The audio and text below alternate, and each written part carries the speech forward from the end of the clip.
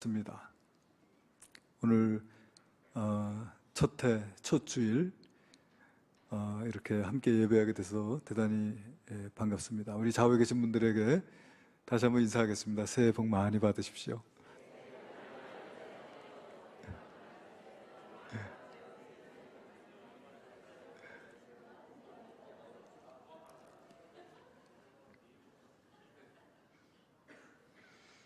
여러분, 70은 참으로 그 의미 있는 숫자다. 그러니까 히브리어에서는 숫자에 다 뜻이 담겨져 있는데 7이라고 하는 숫자는 완전수입니다. 그래서 그 뜻이 온전함 또는 전체 이런 뜻을 가지고 있습니다. 7은 3 더하기 4라고 나눌 수가 있는데 3은 하늘의 완전수, 삼위일체에서 우리가 알 수 있듯이 3이라고 하는 수는 하늘의 완전수, 4라고 하는 수는 땅의 완전수라고 해요. 동서남북에서 알 수 있듯이 땅의 모든 방향을 다 가리키는 수가 바로 4입니다. 그래서 3 더하기 4는 7이고 7은 하늘과 땅의 완전수다, 그렇게 말할 수가 있습니다. 그러니까 70이라고 하는 수는 거기에 10을 곱한 수이죠. 70.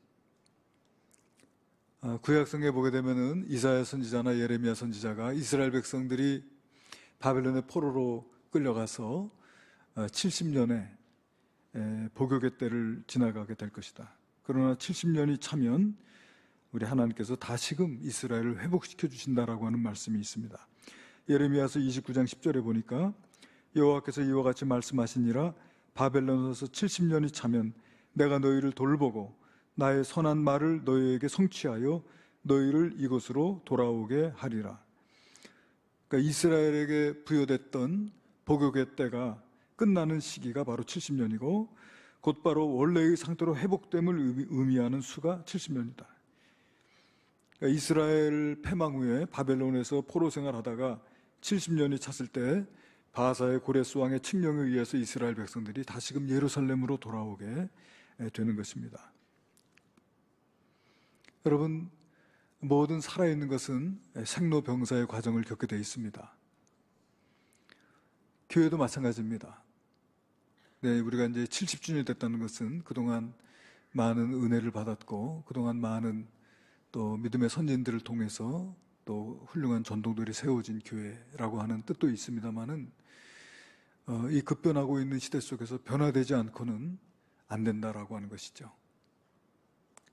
그래서 우리가 이제 창립 70주년을 맞이해서 새로운 도약의 해가 돼야 되겠다. 여러분, 감람나무가 이제 뿌리를 내리고 자라서 열매를 많이 맺는 시기가 있는가 하면 이제 늙어서 열매를 잘 맺지 못할 때가 되면 여러분 죽어지게 되잖아요. 근데 그때 그 뿌리에서 새순이 자라나서 새로운 감람나무로 그렇게 자라나듯이 우리 인동교회가 이제 새로운 변화와 또 새로운 개혁의 때를 우리가 가져야만 되겠다는 거예요.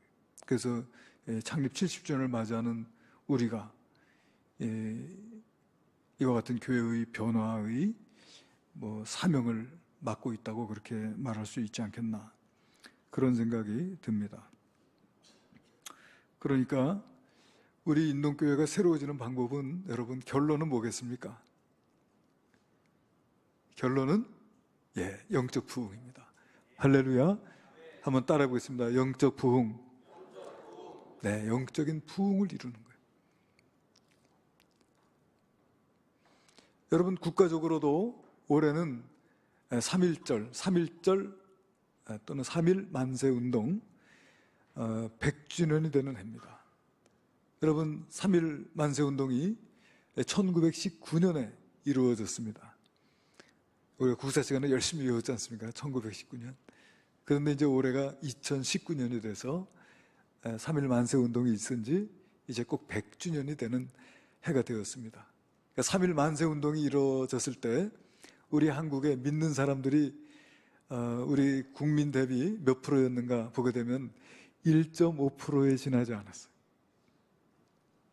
1.5%라고 하면은 참 복음화가 안 된 나라지요. 1.5%. 그런데 그 1.5%에 해당되는 성도들이 3.1 만세 운동을 주도적으로 이끌어갔다는 거예요. 그래서 3.1 만세 운동 이후에 기독교가 민족 종교로 그렇게 부각되기 시작을 하게 됩니다. 그런가 하면 오늘날 우리 기독교인이 전체 국민 대비 약 20%를 차지하고 있는 이때에 1.5%보다도 더 영향력이 줄어든 것이 아닌가 하는 그런 지적의 소리들이 많이 있는 것입니다. 그래서 우리가 정말 교회가 한국 이 민족을 이끌어가고 또 대사회적인 영향력을 회복하는 방법이 뭐냐? 그 방법이 바로 여러분 뭐겠습니까? 영적 부흥인 줄로 믿습니다. 그래서 이번 우리 교단 총회 103회 총회에서 총회장님이 올 한 해의 주제를 영적 부흥으로 민족의 동반자 되게 하소서라고 하는 이 주제를 1만여 교회가 함께 이루자고 그렇게 외치고 있는 것입니다.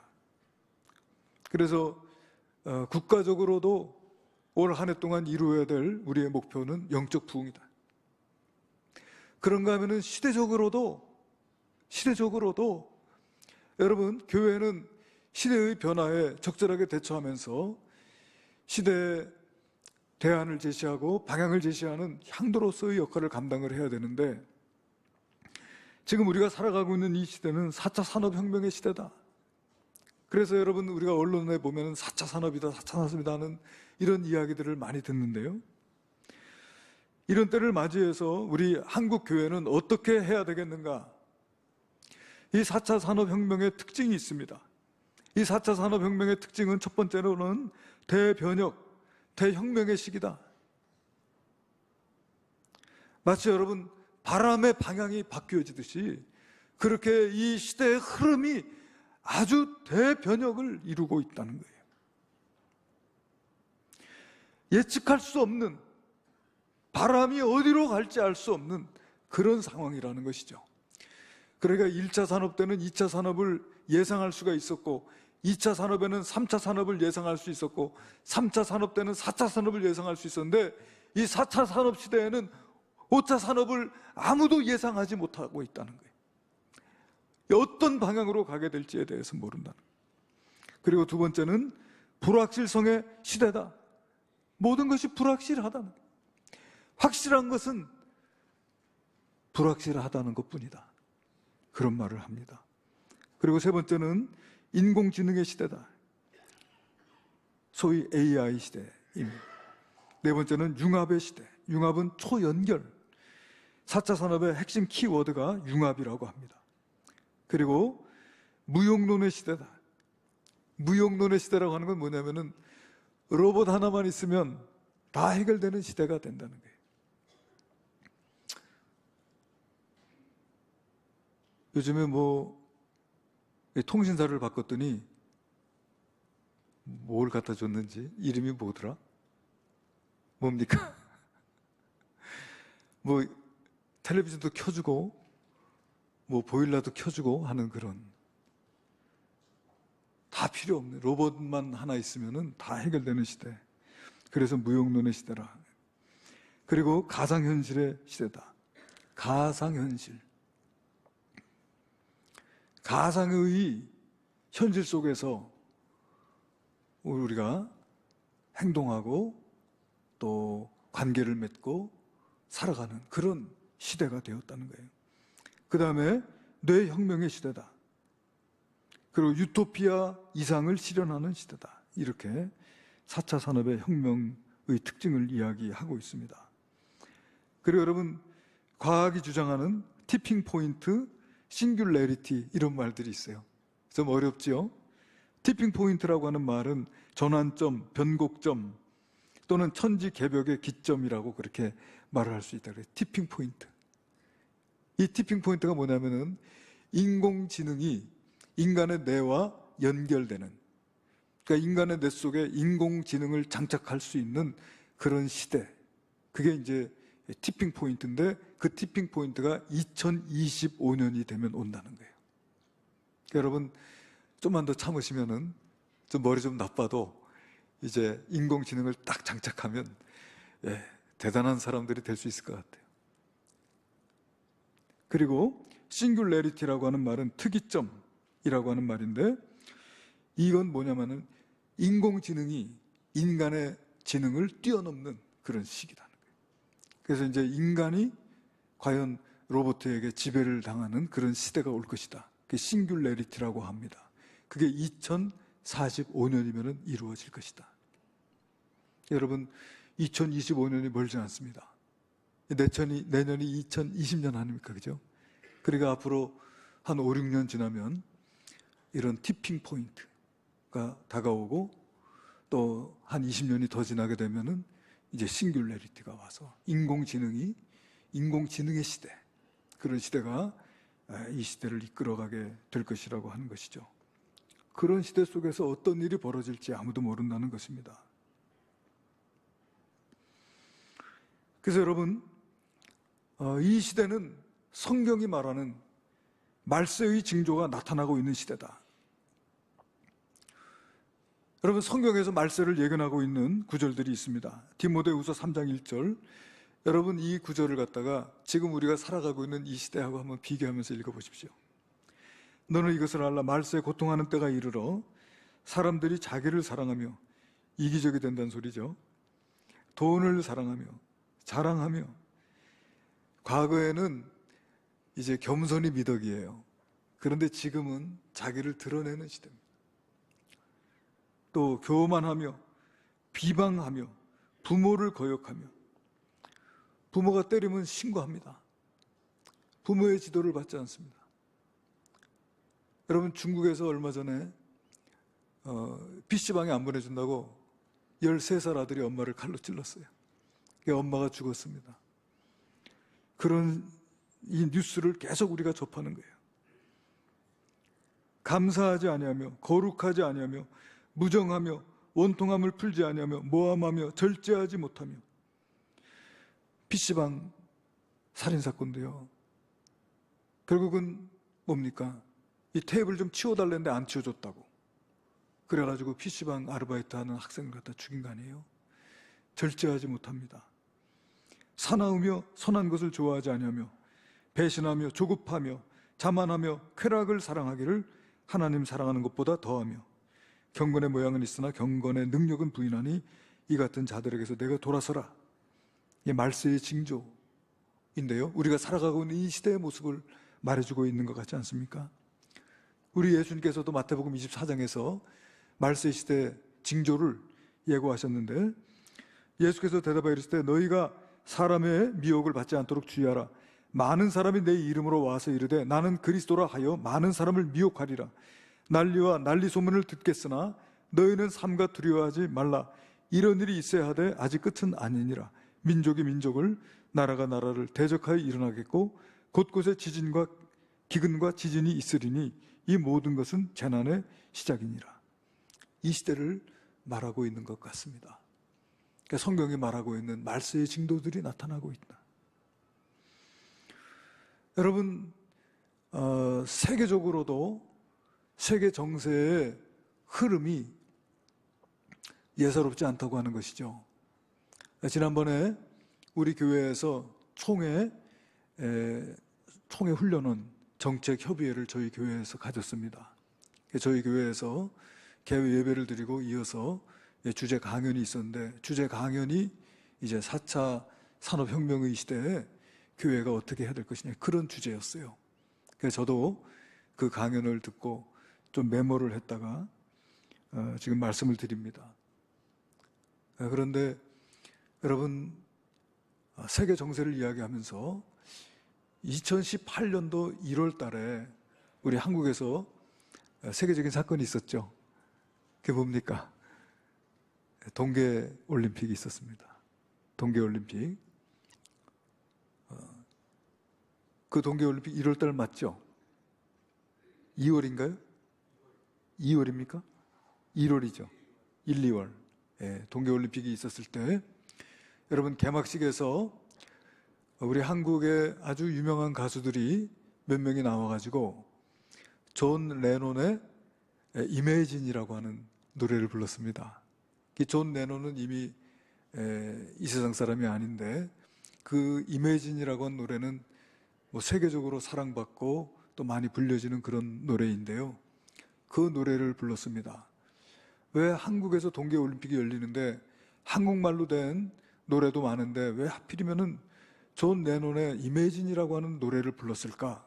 그 상당히 의아스럽게 생각했는데 여러분 그 이매진이라고 하는 노래의 가사가 참 무섭습니다.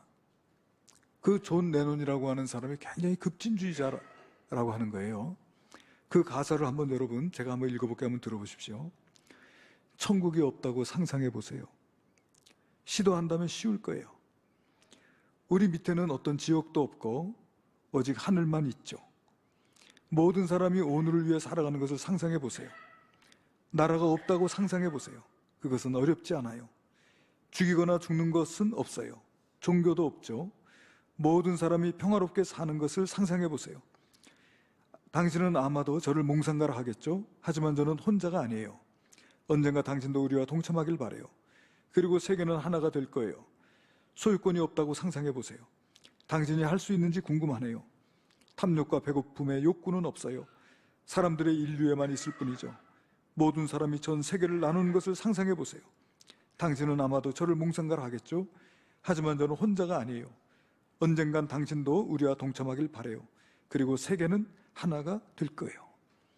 그래서 이 가사를 가만히 읽어보면 굉장히 평화적인 노래고 그리고 세계가 하나 되기를 추구하는 그런 노래인 것 같은데 이 가사 속에서 잘 보면은 천국이 없다고 상상해 보세요.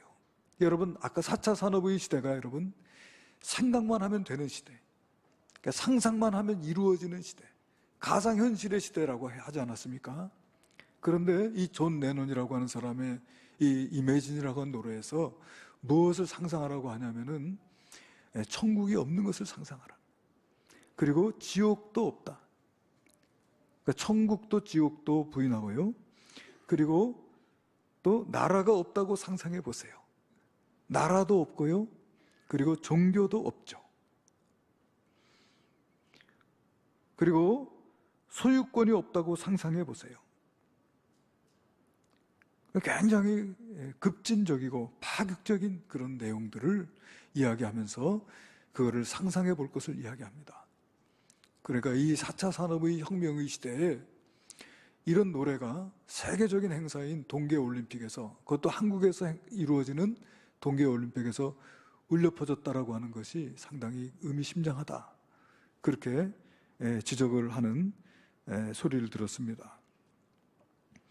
여러분, 이 4차 산업은 하나님을 도전한 바벨탑 문화와 같은 것이다 라고 할 수 있다는 것입니다.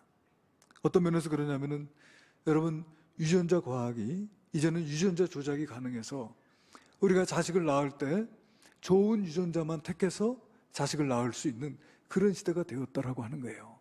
유전자 조작. 이것은 우리 인간을 창조하신 하나님에 대한 도전이 아닙니까? 그리고 AI 부활 냉동 시대. 그러니까 인간을 급속 냉동시켜가지고 다시 소생시킬 수 있는 기술이 개발이 된다고 하는 것이죠. 그리고 인간의 불멸을 이야기합니다. 이 땅쥐의 유전자, 이 땅쥐가 아마 오래 사는 모양이에요.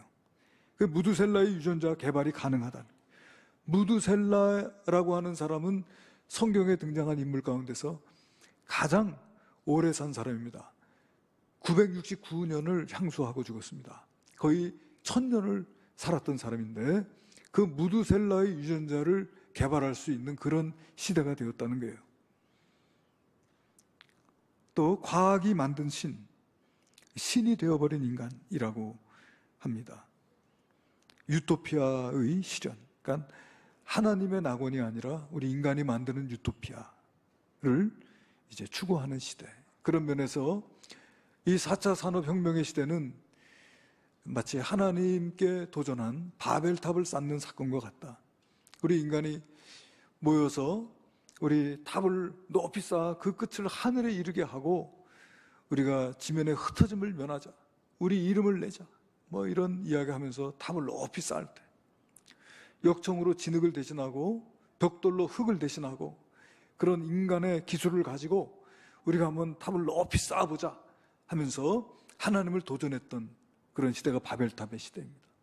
하나님께서 하늘에서 강림하사 바벨탑을 보시고 그 바벨탑을 다 흩어버리시고 인간의 언어를 혼잡게 하시고 온 세계에 흩어버리셨던 것을 우리가 바벨탑 사건이라고 하잖아요. 그래서 이 4차 산업혁명의 시대는 이 바벨탑의 문화라고 할 수 있다면 이 시대에 우리 교회는 어떻게 대응해야 되겠는가? 어떻게 해야 합니까, 여러분? 영적 부흥이 4차 산업혁명 시대의 대안이 될 줄로 믿습니다. 영적으로 부흥하는 것입니다. 한국교회는 유럽의 신학을 버려야 된다. 우리 여러분, 많은 학자들이 유럽에 유학 가가지고 영국 또는 독일, 프랑스, 스위스 이런 나라에서 이제 신학을 공부하고 와서 신학교에서 학생들을 많이 가르쳤어. 그래서 저희들도 신학교에서 공부할 때 그런 교수님 밑에서 배웠습니다. 그러나 오늘날 서구 신학은 인본주의적 신앙이다.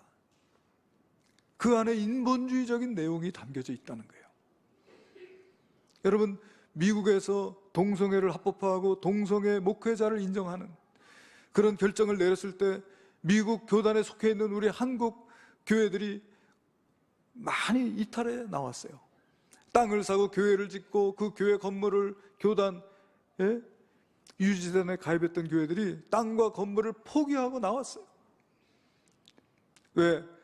동성애를 인정하는 교단과 함께 할 수 없다라고 하는 그런 이유 때문에 나온 거예요. 이처럼 여러분, 그런 것이 인본주의적인 신앙의 영향입니다. 그러니까 우리 한국교회는 이런 인본주의적 신앙을 버리고 이제는 순수한 한국적 신학, 우리 한국적 신앙을 다시 일으켜야 된다. 할렐루야. 그래서 여러분, 우리 한국의 신앙은 우리 길선주 목사님이나 김익두 목사님 또는 주기철 또는 손양훈 목사님과 같은 이런 목사님들의 영성과 그런 신학을 우리가 이어받아야 된다라고 하는 거예요. 할렐루야. 인본주의적 신학이 아니라 성서적 신앙, 할렐루야, 이것을 회복해야 된다라고 하는 것입니다. 주기철 목사님 일사가고, 손양원 목사님 사랑의 원자탄, 이런 신앙이 우리 한국적 신앙이라 이것입니다. 가장 성경적인 복음을 전해야 한다. 오직 예수의 복음, 오직 예수의 십자가, 피 묻은 복음, 그 복음을 전해야만 한다는 거예요. 강단에서 종말론적인 메시지를 선포하고 오직 성령 충만으로 영성의 회복을 추구해야 한다. 여러분, 4차 산업은 마치 여러분 이 갈릴리에 불어오는 풍랑으로 인해서 여러분 점점 이 물결이 거세어진 것처럼 말이죠.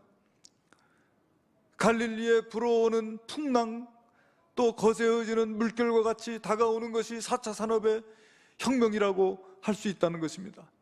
그런데 여러분, 예수님의 제자들이 갈릴리 바다에 여러분 노를 저을 때 풍랑이 일고 바람이 불어와 몹시도 힘들어 괴로워하고 있을 때 우리 예수님께서 그 바다 위를 걸어서 제자들에게 오십니다. 여러분, 제자들이 여러분 풍랑 이는 바다를 바라보지 아니하고 주님을 바라보고 주님의 이름을 부르고 주님을 의지할 때 우리 주님께서 그 풍랑을 잔잔케 하신 줄로 믿습니다. 그래서 우리는 주님을 불러야 합니다. 주님을 바라보아야 합니다. 주님을 의지하여야 합니다. 4차 산업의 물결이 갈릴리 바다의 풍랑처럼 시시각각 다가오고 있다 할지라도 우리가 주님을 바라볼 수 있다면 우리 주님께서 우리의 대안이 되실 줄로 믿습니다. 그래서 여러분, 결론은 뭐냐면은 이 시대적으로도 영적 부흥만이 해답이라는 거예요.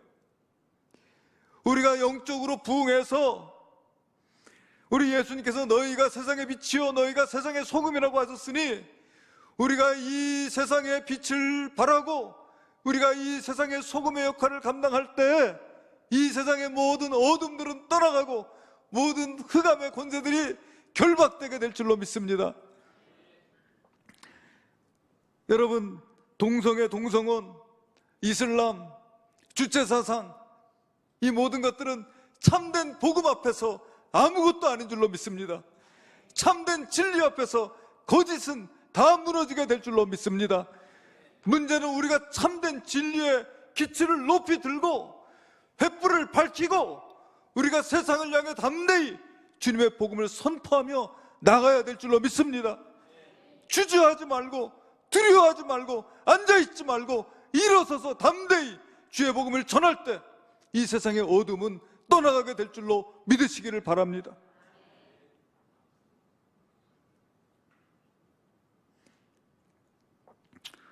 오늘 하박국 선지자는 이 땅에 부흥을 달라고 외치고 있어요. 부흥에 대해서 우리가 알아야 할 것들이 있습니다.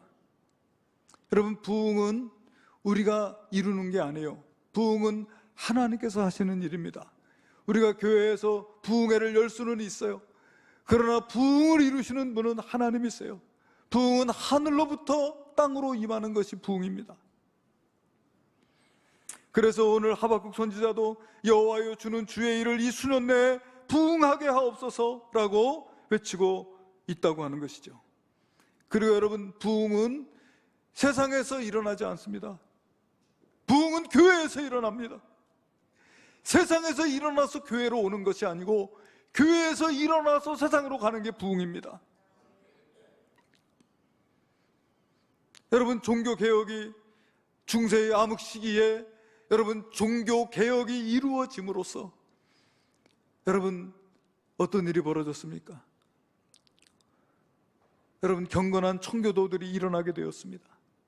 그 경건한 청교도들이 여러분 대서양을 건너서 미 대륙에 가서 거기서 여러분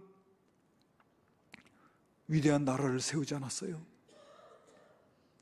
그러니까 여러분, 부흥은 교회에서 이루어졌지만은 그 혜택은 믿지 않는 사람들도 다 누리는 것입니다. 그게 부흥입니다. 그리고 여러분, 부흥은 하나님의 국률로 오는 것이지 우리의 공로나 자격으로 오는 게 아니에요. 하나님의 국률이 여기심 때문에 부흥이 오는 겁니다.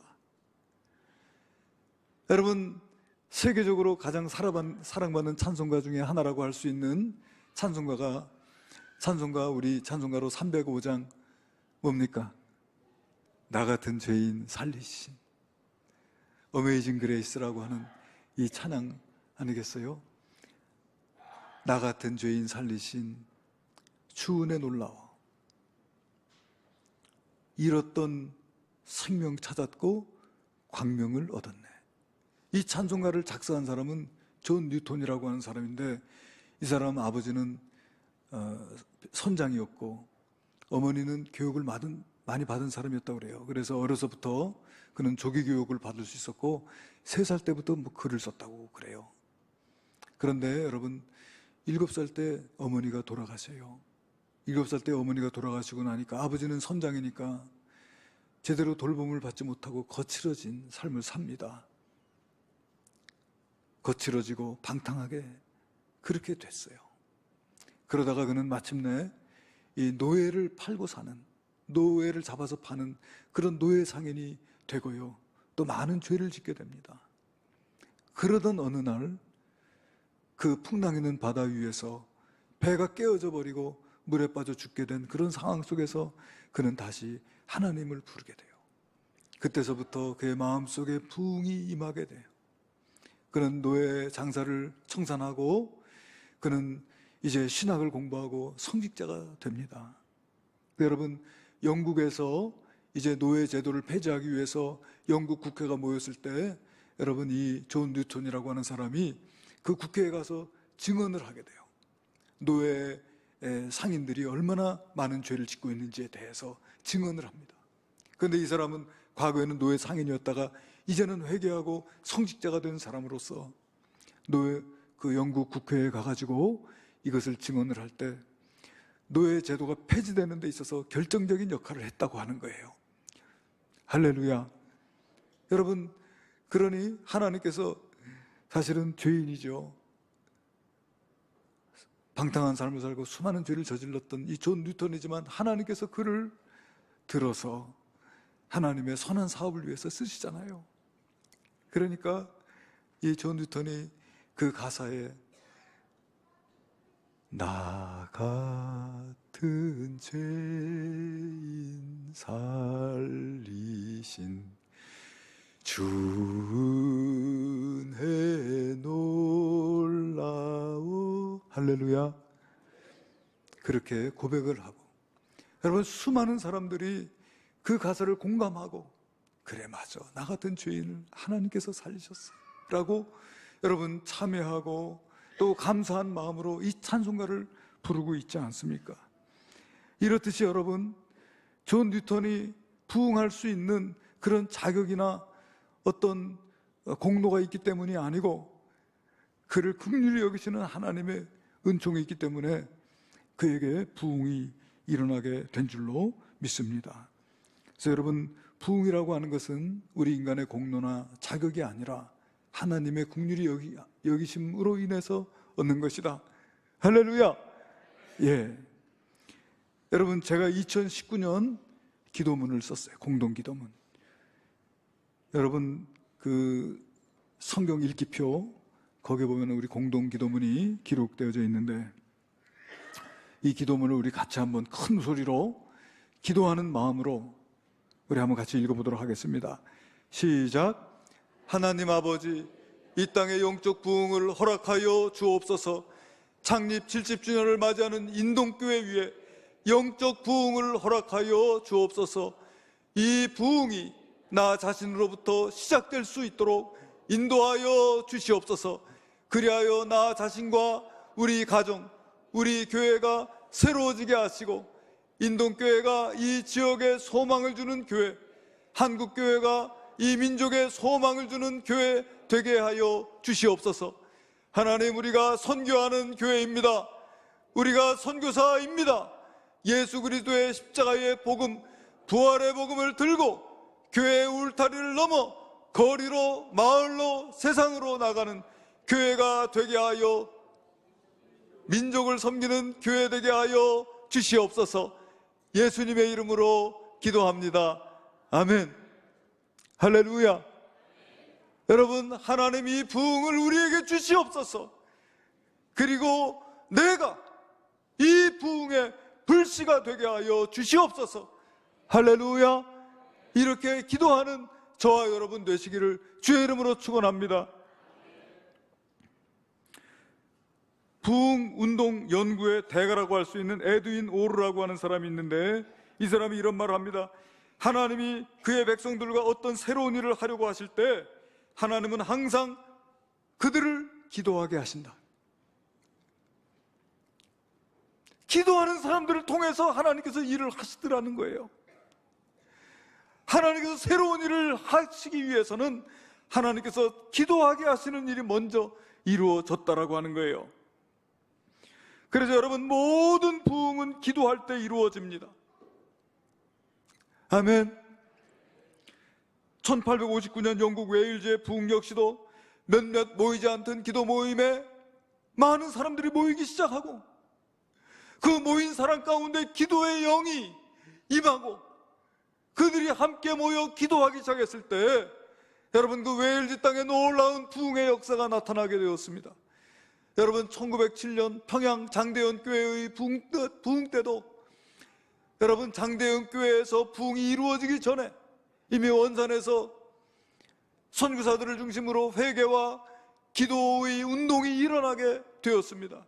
선교사들이 모여서 함께 기도하기 시작했을 때 여러분 평양에서 이런 부흥의 역사가 나타나게 되었다. 우리 한국교회사를 연구하는 사람들의 이야기입니다. 또 1905년 6월 30일 인도에서 부흥이 일어났을 때도 판디타 라마바이라고 하는 여성 사회운동가가 묵티라고 하는 시설을 운영하고 있는 가운데 그녀가 성경을 가르치고 있을 때 성령이 능력으로 임하고 모든 여인들과 소녀들은 울기 시작하고 자기들의 죄를 고백하고 성령을 받기 위해서 기도하기를 시작했다고 하는 것입니다. 그 묵티에 있는 모든 소녀들이 공부하는 동안, 일하는 동안에 죄의식에 사로잡혀 공부를 중단하고 모두 다 기도하기 시작했다. 그 중에 두 소녀는 성령님께 사로잡혀서 계속해서 기도하는 동안에 그들의 얼굴은 천국의 빛으로 변화되었다라고 그렇게 기록이 되어져 있습니다. 여러분, 저희가 부흥을 위해서 해야 할 일은 바로 기도입니다. 여러분, 우리가 영적 부흥을 위해서 해야 할 일은 바로 기도입니다. 여러분, 우리가 영적 부흥을 위해서 해야 할 일은 바로 기도입니다. 함께 예배의 자리, 기도의 자리 나와서 함께 부르짖어 기도하는 저와 우리 인도교회 성도들 되시기를 주의 이름으로 축원합니다. 오늘 하박국 선지자도 하나님께 기도하고 있어요. 3장 1절에 보니까 시기 온 옷에 맞춘 선지자 하박국의 기도라. 그리고 2절에 오늘 우리가 읽은 본문입니다. 여호와여, 내가 주께 대한 소문을 듣고 놀랐나이다.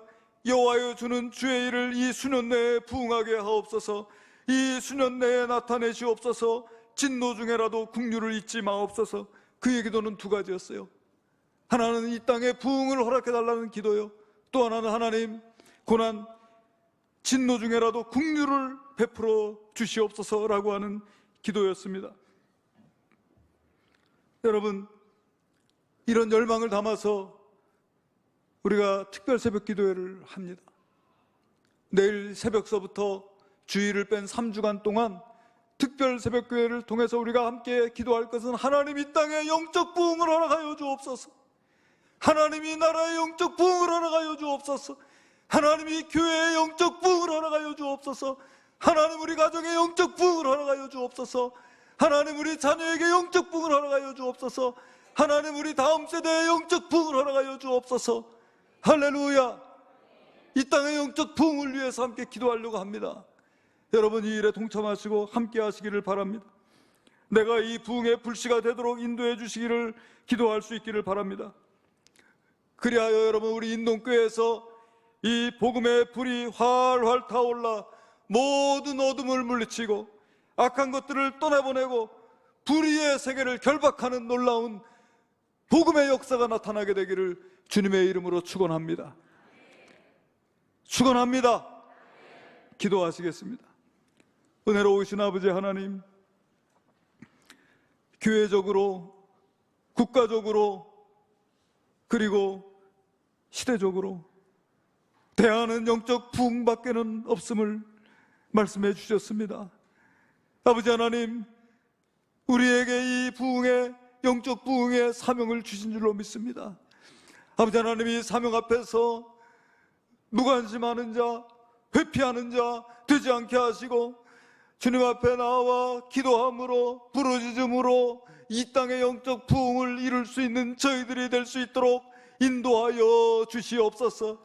그리하여 이 땅의 모든 어둠들을 결박하고 참으로 우리 하나님의 나라 예수 그리스도의 푸른 계절이 이 땅에 넘쳐나도록 인도하여 주시옵소서. 귀하신 예수님의 이름으로 기도하옵나이다.